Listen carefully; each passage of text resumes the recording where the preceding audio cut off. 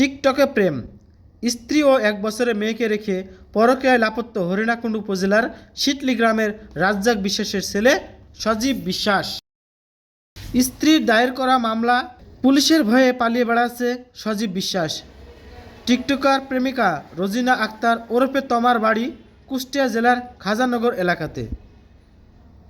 স্থানীয় সূত্রে জানা যায়, প্রেমিক স্ত্রী সন্তানকে রেখে পরকীয়া প্রেমে আসক্ত হয়ে কুষ্টিয়া খাজানগর এলাকার সেই বিখ্যাত টিকটকার সেই রোজিনা আক্তার তমার সাথে পরকীয়ার সাথে সম্পৃক্ত হয়ে তারা পালিয়ে বেড়াচ্ছে। সজীব বিশ্বাসের মেয়ে মারফি আক্তার বাবার জন্য এদিক ওদিক ঘোরাফেরা করে, কিন্তু বাবা যে পরকীয়ায় আসক্ত, কে নেবে তার খোঁজ।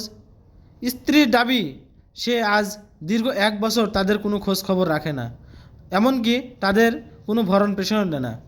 পরকীয়ায় লাপাত্তা হয়ে ঘুরে বেড়াচ্ছে সেই রোজিনার প্রেমে।